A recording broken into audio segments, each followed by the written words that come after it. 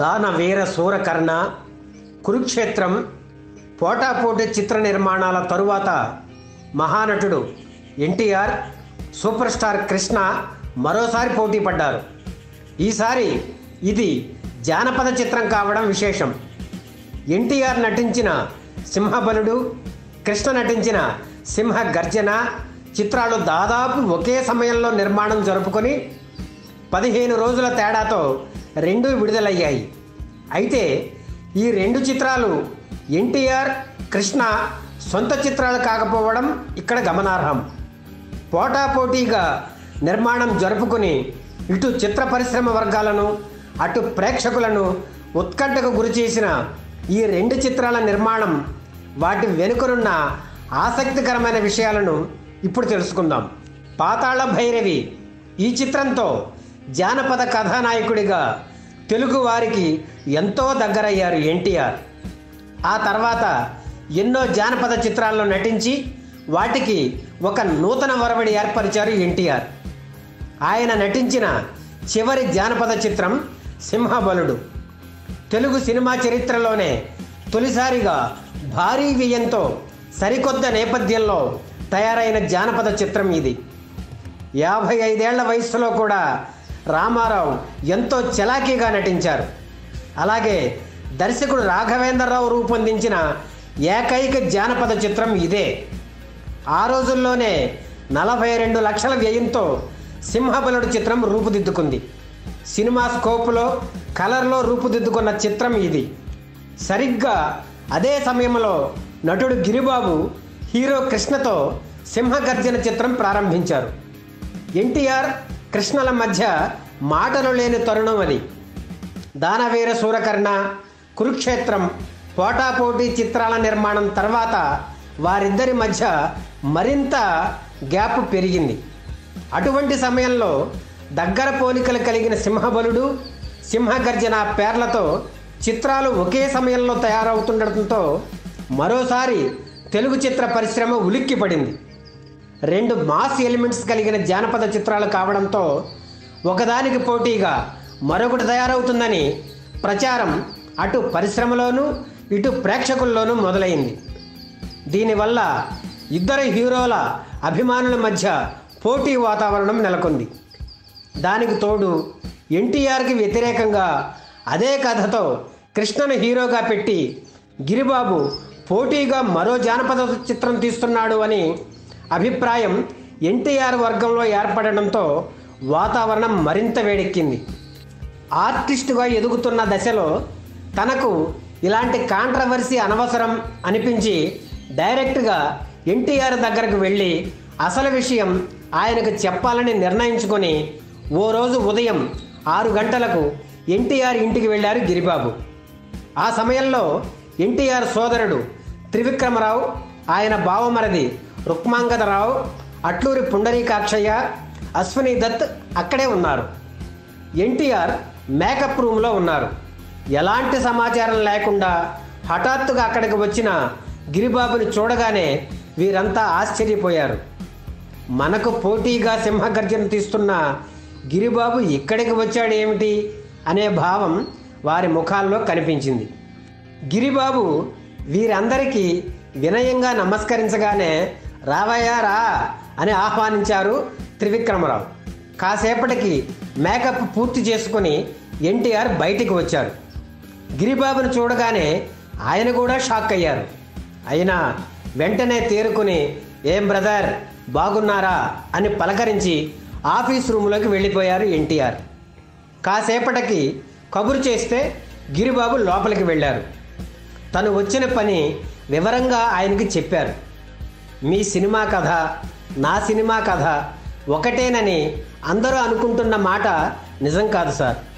మీ సినిమాలో మీరే solo hero, నా సినిమాలో 2 హీరోలు అని తన కథ సినాప్సిస్ చెప్పేశారు గిరిబాబు. ఎన్టీఆర్ ఓపిగ్గా అంతా విన్నారు. దీనికి మాకు, మా కథకు పోలికలు లేవు, మరి నాతో ఎందుకు అలా చెప్పారు? Anyway go head A brother, don't compromise, cinema బాగా తీయండి, ఆల్ ది బెస్ట్ అని గిరిబాబు భుజం తట్టారు ఎన్టీఆర్. ఆ తర్వాత తన షూటింగ్ ఏర్పాటులో గిరిబాబు నిమగ్నమయ్యారు.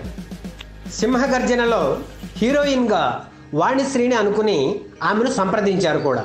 అయితే తను సింహబలుడు చిత్రంలో నటిస్తున్నానని, ఒకే సమయంలో 2 జానపద చిత్రాల్లో నటించలేనని వాణిశ్రీ చెప్పడంతో అప్పుడు మరొకరిని హీరోయిన్గా ఎంపిక చేసుకున్నారు.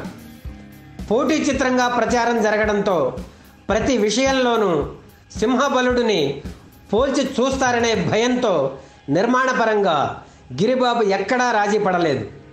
సింహబలుడు షూటింగ్ కోసం మైసూరులోని లలితా మహల్ ప్యాలెస్ ముందున్న విశాలమైన ఖాళీ స్థలంలో 8 లక్షల రూపాయల వ్యయంతో ఎరీనా సెట్ వేసి అక్కడ కీలక సన్నివేశాలు చిత్రీకరించారు. సింహగర్జన షూటింగ్ హార్స్లీ హిల్స్ పక్కనే ఉన్న పట్టువారిపల్లిలో జరిగింది. అక్కడ 3 భారీ సెట్స్ వేసి సన్నివేశాలను చిత్రీకరించారు. ఆంగ్ల చిత్రం బెన్హర్లోని ఎరీనా సెట్లో చిత్రీకరించిన చారియట్ రేస్ ప్రేరణతో ఈ సినిమాలో కూడా ఎరీనా సెట్ వేసి ఆ సన్నివేశాలను ఎంతో థ్రిల్లింగ్గా చిత్రీకరించారు. ఇందుకోసం చాలా కెమెరాలు ఉపయోగించడం విశేషం. సింహబలుడులోను సింహగర్జనలోను విలన్గా మోహన్ బాబు నటించడం గమనార్హం. శరత్ బాబు మరో విలన్గా నటించారు.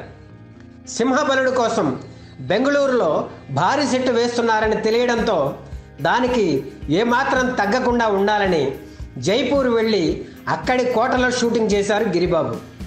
చిత్రంలోని ముఖ్య తారాగణం పాల్గొనగా కీలక సన్నివేశాలను, భారీ ఎత్తున యుద్ధ సన్నివేశాలను జైపూర్లో చిత్రీకరించారు. 28 లక్షల వ్యయంతో సింహగర్జన చిత్రం రూపుదిద్దుకుంది.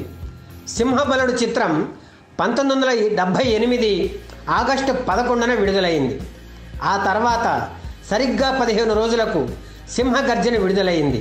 సింహబలుడు చిత్రానికి దాదాపు 40 లక్షలు ఖర్చయ్యాయి. బెంగళూరులో వేసిన ఎరీనా సెట్కే 17 లక్షలు ఖర్చు పెట్టారు నిర్మాత డాక్టర్ డివిఎన్ రాజు. ఈ చిత్రానికి మొదటి వారం 25 లక్షల రూపాయల గ్రాస్ వచ్చింది.